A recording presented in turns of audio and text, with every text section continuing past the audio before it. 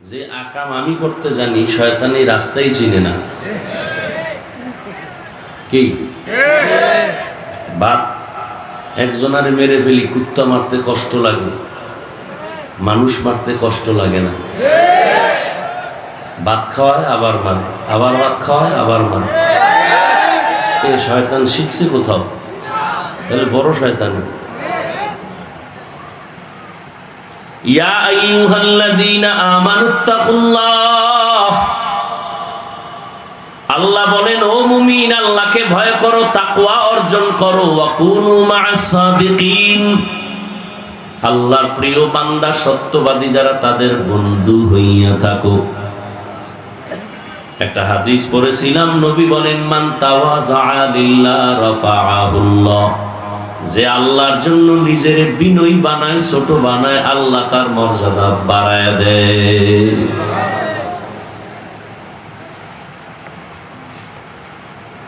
এক নম্বরে আল্লাহর ভয় অন্তরে জমা করো। এত বয়ান চলে, এত বয়ান, দাওয়াত ও তাবলীগের বয়ান, পীর সাহেবদের বয়ান, জুমার দিন খতিব সাহেবদের বয়ান, আমাদের বক্তাদের বয়ান। এত বয়ানের পরেও কেন আমলের খাতা শূন্য? মাদ্রাসা তো কম না, অনেক মাদ্রাসা হয়েছে, অনেক ওয়াজ মাহফিল, অনেক মসজিদ হয়েছে, মুসল্লিও কমে না। জুমার দিন শুধু মুসল্লি বাড়ে আর বাড়ে, কমিটি বলে তাড়াতাড়ি সাপ বাড়াও, কিন্তু আমলের খাতা শূন্য কেন? এর একমাত্র কারণ কিয়ামত পর্যন্ত বয়ান চললেও মানুষ আমলে আসবে না যতক্ষণ পর্যন্ত আল্লাহকে ভয় না করবে। ভয়ের হাকিকত আমরা জানি না। এখানে যদি আমি প্রশ্ন করি আপনারা কারা কারা আল্লাহকে ভয় করেন, সবাই হাত উঁচু করে বলবে আমরা বেশি বেশি ভয় করি, বরং আপনাদের থেকে আমরা আরো ভয় করি। অথচ সেখানে এমন আশেক বসে আছেন, আজকে ফজর পড়ে নাই, জোহর পড়ে নাই, আসর পড়ে নাই, মাগরিব পড়ে নাই, এশাও পড়ে নাই। এমন আশেক নাই? কত বড় চাপাবাজ, নামাজ বাদ দিয়েও কয় তার দিল তাজা। আছে না নেই? বলে আমগো দিল পরিষ্কার। মদিনার নবী বলেন যারা নামাজ পড়ে না ওরা নিকৃষ্ট দুনিয়ার চোর। চোরের দিল আর কেমন পরিষ্কার। পয়গম্বর বলেন বেঈমান আর মুমিনের মধ্যে ব্যবধান নামাজ। বাইনাল আবদি ওয়া বাইনাল কুফরি তারকুস সালাহ। বেঈমানেরা নামাজ পড়ে না, মুমিনেরা নামাজ ছাড়ে না। ও যুবক, বারবার তোমাকে টার্গেট করি কেন জানো? মদিনার নবী তোমার জন্য দোয়া করেছেন, যুবকের দ্বারা দ্বীনের উপকার হয়েছে। দ্বিতীয় যুবক, যৌবনের ইবাদতের মূল্য আল্লাহর কাছে অনেক বেশি, যৌবনের দাম আল্লাহর কাছে বেশি। কিয়ামতের ময়দানে যৌবন সম্পর্কে আলাদা প্রশ্ন করা হবে।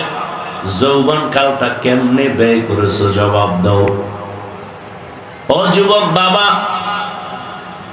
তুমি স্কুলে পড়ো, কলেজে পড়ো, চাকরি করো, ব্যবসা করো, বাধা নাই।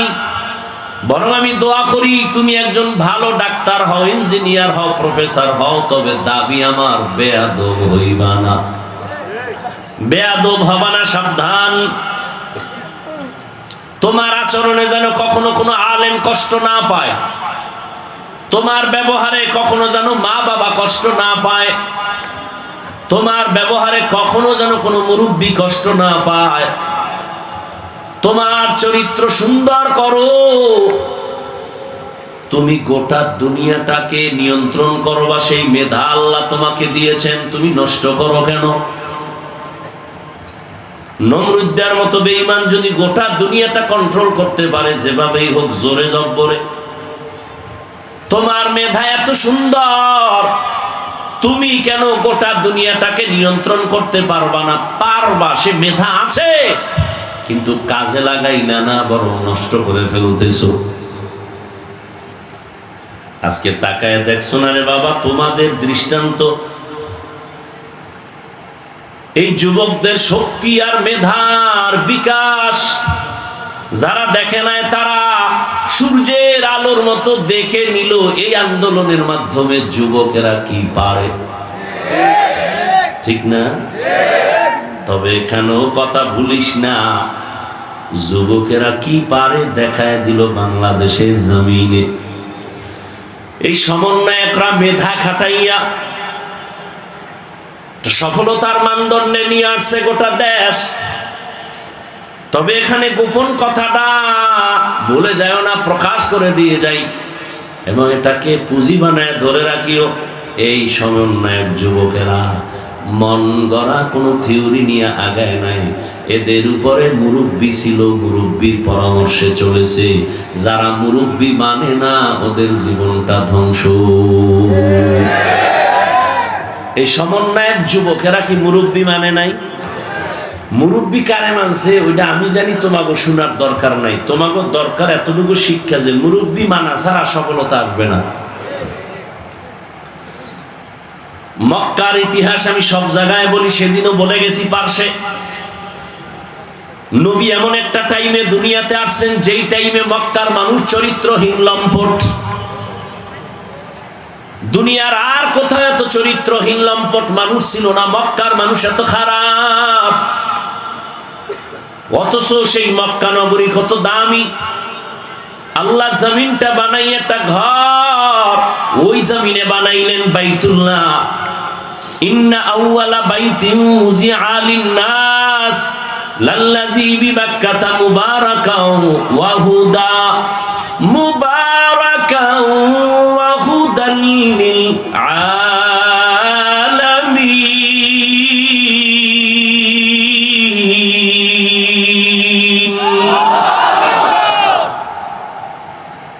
১৫০০ বছর হয়ে গেল, আল্লাহর কোরআনের একটা ভুল কেউ বের করতে পারলো? অপচেষ্টা বহুজনে করছে, একটা ভুল পাওয়া যায়নি। কেউ পারছে? হাজার হাজার হাজার লাখ কোটি কোরআনের কপি জ্বালায় দিছে। কোরআন যেন এই জমিনে না থাকে। বন্ধ হয়েছে?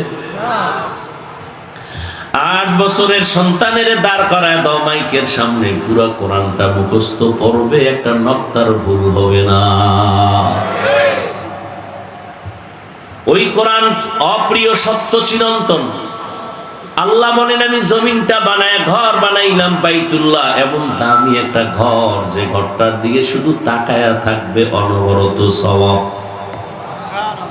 শুধু দেখবে ওই আল্লাহর ঘর, সওয়াব। তাকায় রয়েছে, কিচ্ছু পড়েও না, অনবরত আমল নামায় সওয়াব। কিছু কিছু জিনিস আল্লাহ কত দয়া আমাদের করছে, অনায়াসে নেক করতে পারি সেই সুযোগ দিছে। তোমার কোনো কষ্ট লাগবে না, চোখ খুলে তাকায় দেখো সওয়াব। কি দেখবো? মা দেখ, বাপ দেখ, মা বাবার দিয়ে তাকায় থাকো, অনায়াসে সওয়াব। আল্লাহর কোরআনটা খুলে তাকায় দেখো, সওয়াব। ওলামায়ে কেরাম আহলে হক যারা, যাদের বয়ানে মানুষের দিল পরিবর্তন হয়, আমলের জন্য অন্তর তৈরি হয়, দেখো সওয়াব। বাইতুল্লাহ দিয়ে তাকায় থাকবা, সওয়াব। এত দামি বাইতুল্লাহ, যেই বাইতুল্লাহর বাউন্ডারি আর এরিয়ার মধ্যে ঢুকলেই একবার আল্লাহ বললে ১,০০,০০০ বার আল্লাহ বলার সওয়াব। এত দামি জায়গা, প্রশ্ন বড় কঠিন, এত সুন্দর দামি জায়গার মানুষগণ গুলো কেন পৃথিবীর নিকৃষ্ট লম্পট চরিত্রহীন? আরে ভাই, আতরের দোকানে গেলে কিনতে না পারলে অন্তত গ্যারান্টা তো পাওয়া যাবে, কি ভাই? তাহলে বাইতুল্লাহর মতো জায়গার মানুষ খারাপ হতে পারে মানি, কিন্তু পৃথিবীর থেকে সব থেকে খারাপ কেন? এর একমাত্র জবাব, মুরব্বী মানে নাই। আমার বয়ানের মূল থিম যে আয়াত পড়ছি, এর বিষয়বস্তু ১, আল্লাহকে ভয় করো, ২, মুরব্বী মেনে চলো। এটা আমার আয়াতের বিষয়বস্তু। যারা মুরব্বী মানে না, আল্লাহর কসম ১ বার, আল্লাহর কসম ২ বার, আল্লাহর কসম ৩ বার, ওয়াল্লাহি বিল্লাহি তাল্লাহি, যারা আল্লাহর খাঁটি বান্দা, যারা তাকওয়াওয়ালা, এদেরকে না মানিয়া নিজের মন মতো চলে, এদের দুনিয়াও বরবাদ, আখিরাতও বরবাদ।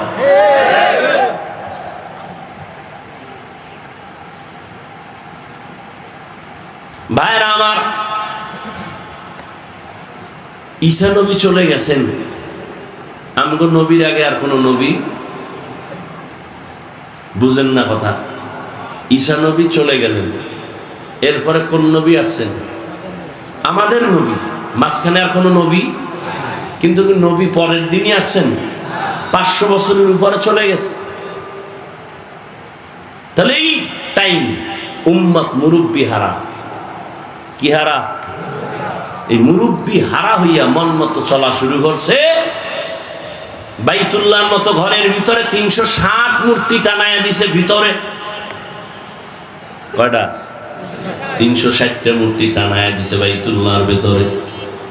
নারী আর পুরুষ বাইতুল্লাহর চারপাশ তাওয়াফ করে উলঙ্গ, কেউ কাপড় পরে না। নারীদের অবহেলিত রাখে, কন্যা সন্তান পছন্দ করে না। কন্যা সমাজের বোঝা, বিধবা নারী সমাজের বোঝা।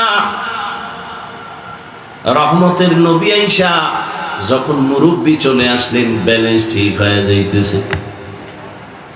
এখন মক্কার মানুষগুলো মুরব্বি যে মানে সেই লাইনে আসে। এখন মুখের মধ্যে পাথরের টুকরা দিয়ে কথা বলে না প্রয়োজন ছাড়া। যখনই মুরব্বিকে মাইনা চলা শুরু হয়ে গেল, এখন আর গালি শুনে গালি দেয় না, গালির জবাবও দেয় না। আজান হয়ে গেল, নামাজে দাঁড়ায়। বুড়া মানুষ দেখলে সহযোগিতা করে, ভাইয়ের হক নষ্ট করে না, সন্তানের হক নষ্ট করে না। নবী আইসা ব্যালেন্স করে দিলেন। কন্যা সন্তান পাইছো, শুকর আদায় করো, তুমি একটা জান্নাত পেয়ে গেছো। 2টা কন্যা পেয়েছো, তুমি 2টা জান্নাতের মালিক। তুমি 3টা কন্যা পেয়েছো, তুমি 3টা জান্নাতের মালিক। ও জগতের মানুষ, তোমরা কন্যা অপছন্দ করো, আর আমি বিশ্ব নবীর একটা ছেলেও নাই, আমি নবীও 4 কন্যার বাবা। আমি নবীও 4 কন্যার বাবা। রহমতের নবী মুরব্বি হয়ে আসলেন। আসার পরে গোটা জগৎবাসীর জন্য একটা প্রেসক্রিপশন বানায় দিলেন 23 বছর লাগায়া। এই প্রেসক্রিপশনটা কিয়ামত পর্যন্ত যারা ফলো করবে তারাই সফল। ঠিক 1500 বছর হয়ে গেল নবী নাই, কিন্তু 2500 মাঠের ভেতরে নবীর আদর্শ আছে। আছে না নাই? যে কারণে দুনিয়ার কোনো কোটিপতি এতগুলো মানুষ এই গরমে এখানে টাকার লোভ দেখায়ও বসায় রাখতে পারতো না। কত কিলাকিলি আর চেয়ারের বাইরে বাইরে, আবার এই বিছনা দিত, কত ভিআইপি বসার জায়গা, আসা যাওয়ার গাড়ি ফিরি, কিন্তু এখানে এরপরও নিয়ন্ত্রণের জন্য আবার প্রশাসন লাগতো। ঠিক নেই? কিন্তু 1500 বছর পরে তাকায় দেখো, এটা কোন পাওয়ার, যেই পাওয়ারে মানুষগুলো 3rd ক্লাসের বালুর মধ্যে বসে আছে। ক্ষুধার তৃষ্ণা আছে ঠিক, কিন্তু খানার কোনো পেরেশানি নাই, টাকার লোভ নাই, গাড়ি বাড়ির ভাড়াও দেওয়া হয় নাই, চুপচাপ বসে আছে, কোনো ক্লাস নাই, কে বড় কে ছোট, কে শিক্ষিত কে অশিক্ষিত, সব একাকার। মা বাবার জন্য একটু দোয়া করেন, দেশের জন্য দোয়া করেন। এই বরকতি মজলিসে বসে একা একা তো করবেনই না। রহমতের নবী আসলেন, উম্মতেরা মুরব্বি পেয়ে গেল। মুরব্বির কথা মেনে যখন চলে, তখন আল্লাহ তাদের উপর এমন নিয়ামত দান করেছেন। জিব্রাইল আমিনের লিস্টি দিয়া কয়, যাও লিস্টির মধ্যে আমি নাম লিখে দিলাম, নবীরে ঘোষণা দিতে বলো, এই লিস্টিতে যাদের নাম আছে তারা বিনা হিসাবে জান্নাতি। বেহেশত আযা কে আজারে নবাশো, কাসে রাবা কাসে কারে নবাশো।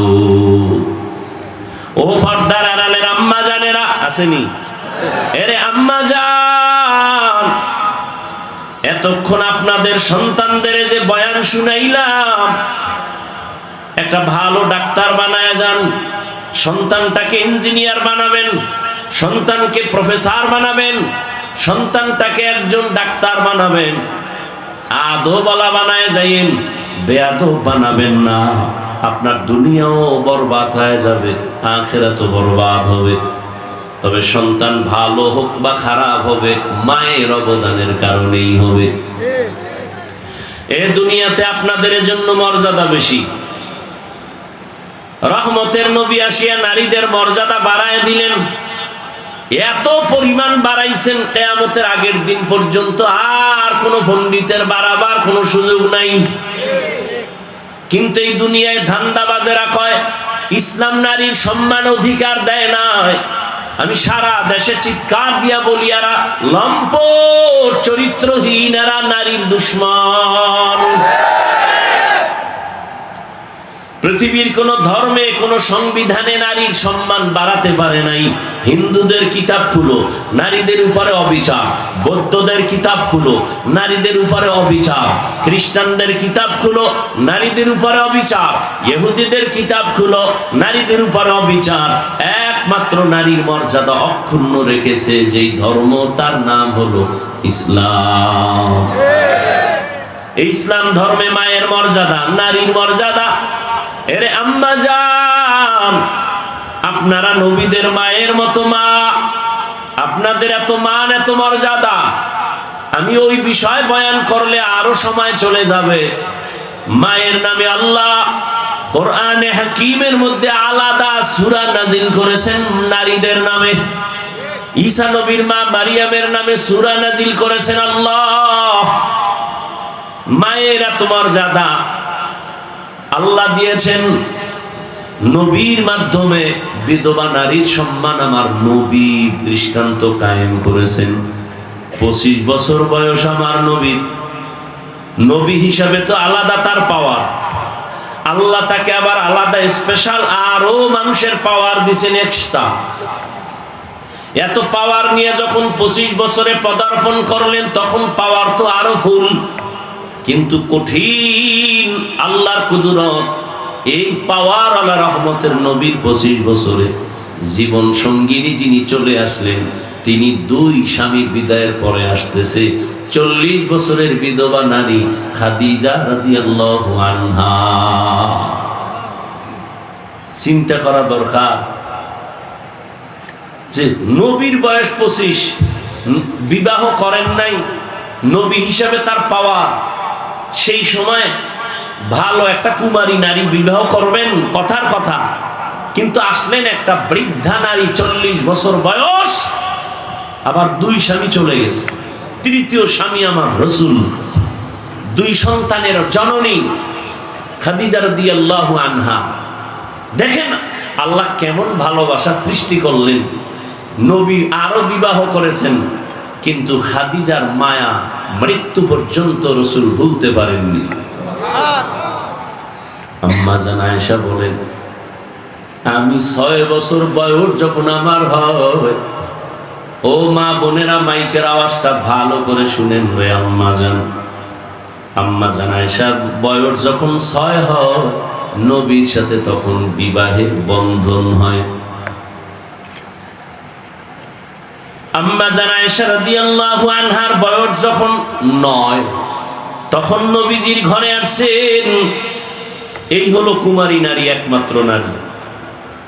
6 বছরে বিবাহ বন্ধন, 9 বছরে নবীজির ঘরে আসেন। আম্মা জানের 18 বছর যখন বয়স হলো, তখন নবী দুনিয়া থেকে চলে গেলেন। জীবনে একটা কুমারী নারী পাইলেন, তাও রাসূলের শেষ জীবনে। এই বেঈমানের বাচ্চাগুলোকে কি পরিমাণ জুতার বাড়ি দেওয়া দরকার, এই নাস্তিকের বাচ্চারা যারা রাসূলের বিবাহ নিয়ে বাজে কথা বলে।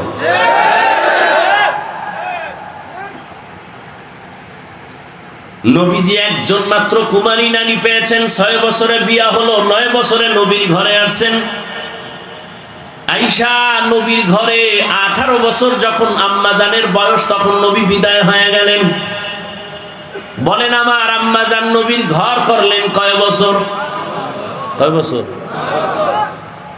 আমাদের বোনদের তো 18 বছরে বিয়াই হয় না, কি? আবার আইন করে 18-র আগে বিয়া নয়, 24-এর আগে না। আর আম্মা জানের 18 বছর বয়স হয়েই গেল, নবী এখন বিদায়। নবীজির ঘর করলেন মাত্র 9 বছর। আম্মা জান 9 বছর নবীর ঘর করে কি পাইলেন? আম্মা জান বলেন, আমি 2000-এর উপরে হাদিসের হাফেজা হয়ে গেছি। দুনিয়াতে শ্রেষ্ঠ তাফসীরকারী, কোরআনের তাফসীর করনেওয়ালা একমাত্র আম্মা জান আয়েশা। নারীদের এত মর্যাদা, কিয়ামতের দিন আল্লাহ যদি বলেন আমি ওই ব্যক্তিটাকে দেখতে চাই, পুরস্কার দিব কোটি মানুষের সামনে। ওই ব্যক্তিকে বলে যেই ব্যক্তি প্রথম আমার বন্ধু মুহাম্মদের হাতে কালেমা পড়ছে, প্রথম আমি আজকে কিয়ামতের মাঠে তাকে পুরস্কার দিব। পৃথিবীর কোটি কোটি পুরুষ একটাও দাঁড়াবার সাহস পাবে না, একজন নারী দাঁড়ায় বলবে মুহাম্মদের হাতের প্রথম কালেমাওয়ালা আমি এক নারী। নাম কি? খাদিজা রাদিয়াল্লাহু আনহা। আম্মা জান আয়েশা বলেন আমি মাঝে মাঝে তাকায় দেখতাম রহমতের নবী আমার হুজরায় বসে গুনগুন করে কাঁদেন। আমি প্রশ্ন করেছিলাম নবীজি কেন কাঁদেন? নবী আমার কোনো বেয়াদবি হয়েছে নাকি? বলে না, বেয়াদবি হয় নাই। কেন কাঁদেন? বলে ও আয়েশা তুমি বুঝবা না। বলে একটু বলেন। নবী বলেন আয়েশা আমার জীবনের একজন বিবি ছিল খাদিজা, তিনি আমার দুঃখের সময়ের বিবি, তুমি আমার সুখের সময়ের বিবি।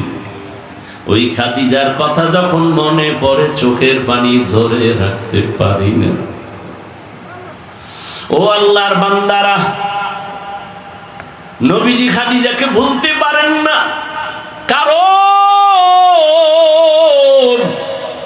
রহমতের নবী দুনিয়াতে এসে বাবা বলে ডাকতে পারেন নাই। 6 বছরে মা হারা অসহায় নবী আমার।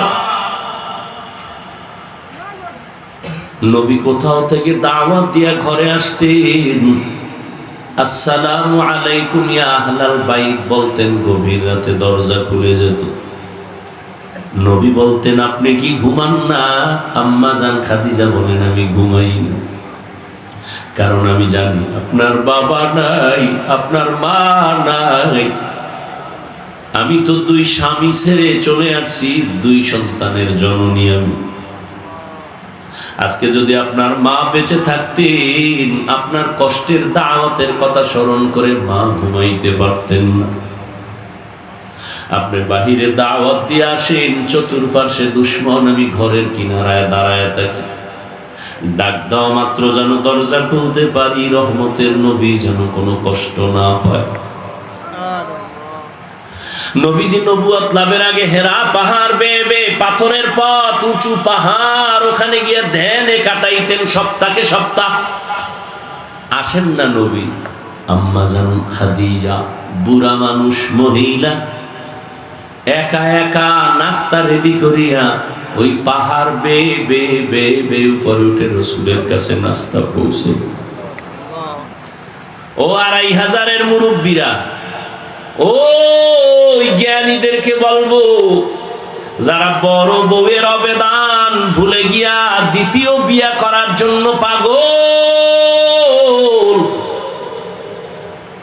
বড় বউয়ের অবদান অস্বীকার করতে পারবা না রে স্বামী। তোমার জীবনের কষ্টের ভাগ নিছে তোমার বড় প্রথম স্ত্রী। কি তোমার জীবনের কষ্টের ভাগ, সংসারের মধ্যে কত তুফান আসছে, এগুলো মোকাবেলা করছে তোমার প্রথম স্ত্রী।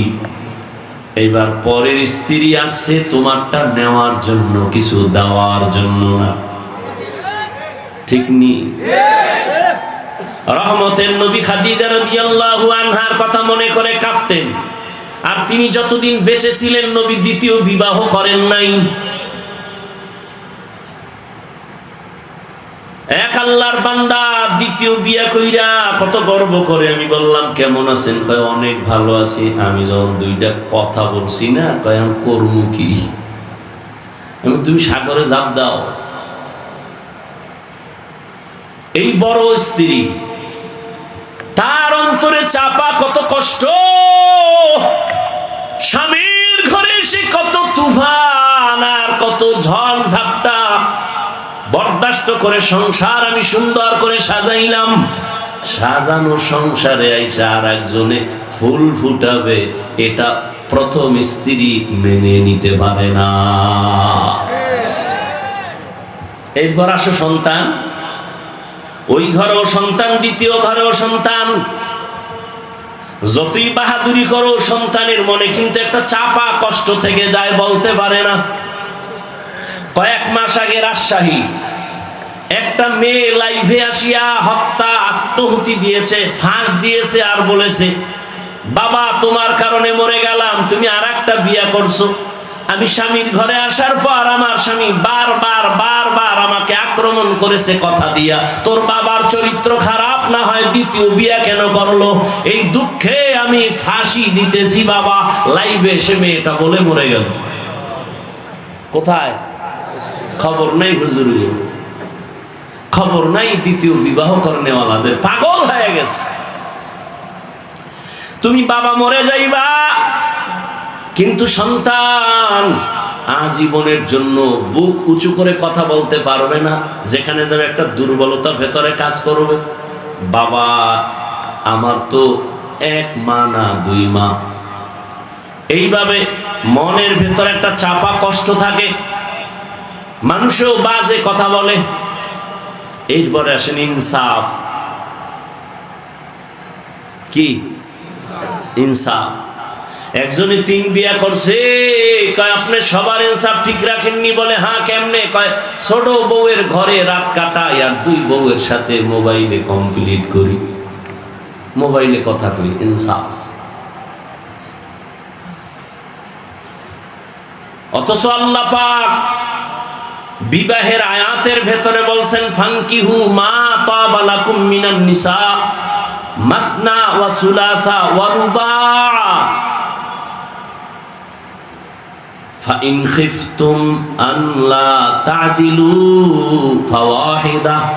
এটা একটা রেড সিগন্যাল লাগায় দিছে। তোমার যদি প্রয়োজন হয়, তোমার যদি সামর্থ্য থাকে, 2, 3, 4 বিয়ে করো। যদি ভয় তোমার অন্তরে থাকে, ইনসাফ বজায় রাখতে পারবা না, একটা নিয়ে জীবন কাটাও। এক স্ত্রীর হক আদায় করতে পারলা কিনা, সন্তানের হক আদায় করতে পারলা কিনা, আল্লাহ আমাদের বুঝার তৌফিক দান করেন। আম্মা জান আয়েশা বলেন খাদিজার কথা মনে পড়ে রাসূল কান্না করেন। এত অবদান ওই খাদিজার। আরবের ধনাঢ্য নারী, আরবের মধ্যে খাদিজার মতো ধনী কেউ ছিল না। সব সম্পদ খাদিজা রাদিয়াল্লাহু আনহা রাসূলকে হাদিয়া দান করেছেন। আরো শুনেন, নবীজি যদি দোয়া করতেন উহুদ পাহাড় স্বর্ণ হয়ে যাও, হইতো না? কিন্তু নবীর বন্ধু, আপন মানুষ, বংশের লোকেরা নবীজিকে গৃহবন্দী করে শিয়াবে আবু তালিবের মধ্যে আটকায়া দিছেন। 3 বছর পানি দেয় না, খানা দেয় না, কিচ্ছু দেয় না। নবীজি গাছের পাতা ছিঁড়ে ছিঁড়ে চাবাইয়া খায়া পেটের ক্ষুধা নিবারণ করছেন। ওই সময় আম্মা জান খাদিজা আরবের বড় ধনী নারী, কিন্তু নবীজির মহব্বত লাভের আশায় তিনিও নবীর কাছে গৃহবন্দির এরিয়ায় শিয়াবে আবু তালিবে যাইয়া নবীর সাথে দিন রাত্র কাটায়, আর তিনিও গাছের পাতা খায়। এই প্রথম স্ত্রী। আল্লাহ যদি নিয়ে যায় সেটা ভিন্ন কথা, নিয়ে গেছে আপনি আর একটা করছেন। তো প্রথম স্ত্রীর অবদান অস্বীকার করতে পারবে এমন একটা পুরুষ আমাকে দেখান তো।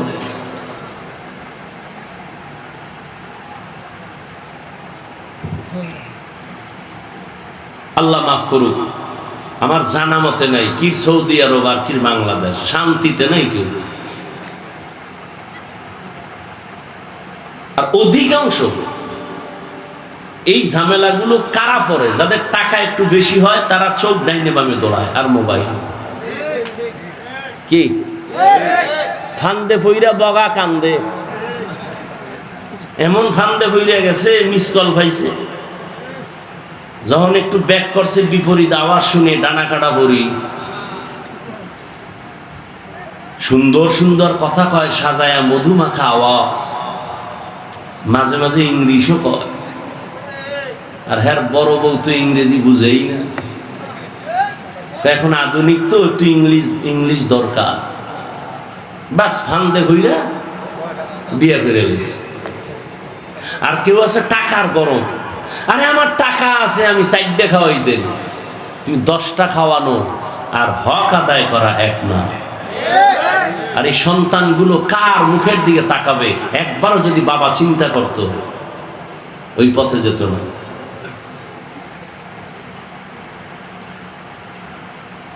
কোনো যুক্তি টুক্তি নাই, বিধবা নারী বিয়ে করবে নাইলে এগো উপায় কি?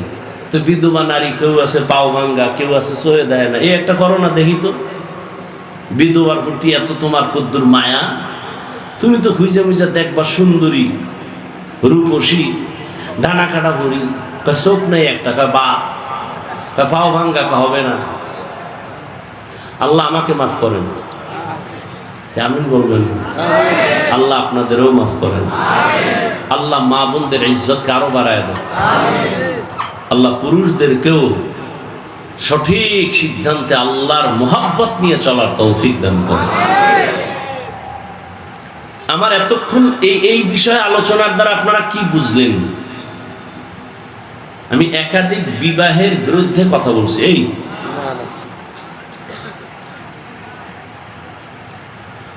ইনসাফ বজায় রাখতে পারলে আল্লাহ পাক অনুমতি দিয়েছেন, করতেই হবে, বিষয়টা এমন না।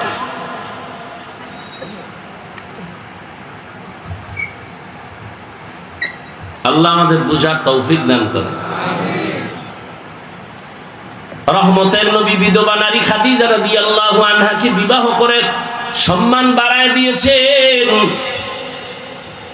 ও পর্দার আড়ালের আম্মা জানেরা, আপনারা নবীদের মায়ের মতো মা খাদিজা রাদিয়াল্লাহু তাআলা আনহার মতো দামি নারী, আপনারা আয়েশা রাদিয়াল্লাহু তাআলা আনহার মতো দামি নারী, ফাতেমা রাদিয়াল্লাহু তাআলা আনহার মতো দামি নারী। এরে আম্মা জান, আবার কিছু কিছু আম্মা জানেরও কিছু দুর্বলতা আছে। স্বামী একদিক রাস্তা দিয়ে দৌড়ায়, আম্মা জান আর এক রাস্তায় দৌড়ায়। স্বামীর অঢেল সম্পদ ডান বাম করে চলাফেরা করে, টাকা পয়সা উল্টা পাল্টা ব্যয় করে। এই জন্য একজন মা ঘরের অলংকার, একজন আম্মা যদি স্বামীর কামাই রুজি সব ডাটা নিয়ে চলে, এমন কোন স্বামীর ক্ষমতা নাই যে একটা টাকা হারাম ঘরের মধ্যে ঢুকাবে। স্বামী বেচারা চাকরি করে, বেতন কত 50, মাস শেষ 50 আসছে, পরের মাসে 52,000। স্ত্রী যদি বলে স্বামী 2,000 বেশি কেন, একজনে হাত দিয়ে দিছে, মানলাম। তৃতীয় মাসে দেখে 5,000 বেশি। স্ত্রী যদি প্রত্যেক মাসে ধরা দেয়, তাহলে কোন স্বামীর ক্ষমতা নাই হারাম টাকা ঘরে ঢুকাবে। আম্মাজান জিগাইবে কখন, সে আরো খুশি, আরো আনো, যতবারও আনো। এরে আম্মাজান, হারাম টাকা আরাম নাই। স্বামীকে সঠিক সিদ্ধান্তের পথে চালাইয়েন, না খাইয়া থাকবেন, তারপরও আপনার স্বামী যেন হারাম টাকা ঘরে না ঢুকায়। হারামের ভেতরে শান্তি নেই রে মা, শরীরটাও নষ্ট হয়ে যাবে, সন্তানও আপনাদের বিরুদ্ধে চলে যাবে। যেই সন্তানকে মা বাবায় হারাম খাওয়ায়, লিখে রাখো লিখে রাখো লিখে রাখো, সুদের টাকা ঘুষের টাকা যেই মা বাবা সন্তানের খাওয়ায়, ওই সন্তান কোনোদিন মা বাবার খেদমত করবে না। হালাল খাওয়াইও রে মা, কারণ বাবার তুলনায় সন্তান মাকে ফলো করে বেশি, মায়ের অনুসরণ করে বেশি, মায়ের খেয়াল রাখতে হবে বেশি, কারণ সন্তানকে মায়ের কারণে ভালো হয় খারাপ হয়। এরে আম্মা জান, একটা সন্তান ডাক্তার বানাবেন, সৎ চরিত্রওয়ালা, দুশ্চরিত্র সন্তান রেখে যাবেন না। ডাক্তার হইয়া কোরআন পড়বে, মা বাবার জন্য দোয়া করবে। ইঞ্জিনিয়ার বানাবেন, কোরআন পড়াইবেন, কোরআন পড়বে, ইঞ্জিনিয়ারিং এর কাজ করবে, মা বাবার জন্য দোয়া করবে। এমন একটা সন্তান রেখে যান রে মা, এখন থেকে তওবা করেন। এরে আম্মা জান, আপনাদের মতো কত মা এখনো আছে তাহাজ্জুদ পড়ে, 5 ওয়াক্ত নামাজ পড়ে, স্বামীর সেবা করে, নাই? আপনি কেন পারবেন না? ও বোনেরা, আপনাদের মতো কত বোন স্কুলে পড়ে, নামাজ পড়ে, কখনো মোবাইলে সময় নষ্ট করে না, গুনাহ করে না, আপনারা কেন পারবেন না? ও যুবক বাবাজিরা, এখনো কি তওবা করবা না? কয়দিন এই যৌবনের বাহাদুরি করবা? তওবা করে নাও। ও মুরব্বি বৃদ্ধ বাবাজিরা, আপনার মতো কত বুড়া মানুষ মসজিদে গিয়া 5 বেলার নামাজ পড়ে, আপনি কেন পারবেন না? মনটারে বুঝাইয়া তওবা করে নেন। ও যুবক বাবা, তুমিও তওবা করো। মনে মনে আল্লাহকে বলো, আল্লাহ আমার মতো যুবক স্কুল কলেজে ভরিয়া যদি নামাজ পড়ে, আমি কেন পারি না? আমার মতো যুবক যদি চাকরি করে, ব্যবসা করে, গাড়ি চালায়, নামাজ পড়ে, আমি কেন পারবো না? শয়তানের ধোকায় পড়ে গুনাহ করেছি, আল্লাহর কাছে তওবা করো।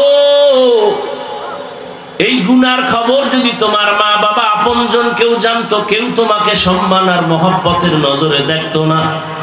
আল্লাহ কিন্তু জানার পরও রাগ করে পানি বন্ধ করেন নাই, বাতাস বন্ধ করেন নাই, খানা বন্ধ করেন নাই। ওই আল্লাহর মতো মহব্বতের দয়ার আর কেউ নাই। অন্তর নরম করে তওবা করো, আল্লাহকে বলো, দয়ার মালিক, জীবনে শয়তানের ধোকায় পড়ে কত নামাজ ছাড়লাম, বেপরদায় চললাম, দাড়ি কাটলাম, নবীজির মহব্বত নিয়ে তৈরি হয়ে গেলাম, আজ থেকে আর কখনো নামাজ ছাড়বো না, মা বাবাকে কষ্ট দিব না, উলামায়ে কেরামের বিরুদ্ধে যাব না, নবীজির তরিকা মেনে চলবো, 5 ওয়াক্ত নামাজ পড়বো, দাড়ি কাটবো না। তওবা করার মতো যদি নিয়ত হয়, আর অন্তরে যদি দুর্বলতা না থাকে, মরণের কথা স্মরণ করে আল্লাহর মহব্বতের যদি নিয়ত থাকে, তওবার খাঁটি নিয়ত যাদের আছে, রিজিকের মালিক আল্লাহ, হায়াতের মালিক আল্লাহ। আল্লাহ পাক রিজিক দিবেন, হায়াত দিবেন, হায়াত শেষ না হতে মরণ হবে না। আল্লাহ পাক মরণ দেওয়ার মালিক, ইজ্জত দেওয়ার মালিক। ওই আল্লাহর মহব্বত নিয়া ও বান্দা, তুমি তওবার নিয়ত যদি করতে পারো, মরিয়া গেলে যাব, আর নামাজ ছাড়বো না, দাড়ি কাটবো না, বেপরদায় চলবো না, মা বাবার সাথে বেয়াদবি করবো না, উলামায়ে কেরামের পরামর্শ নিয়ে নবীজির তরিকা মেনে 5 বেলার নামাজ পড়বো। তওবার নিয়ত যদি হয়, দুটো হাত আমার আল্লাহকে দেখায়া দাও।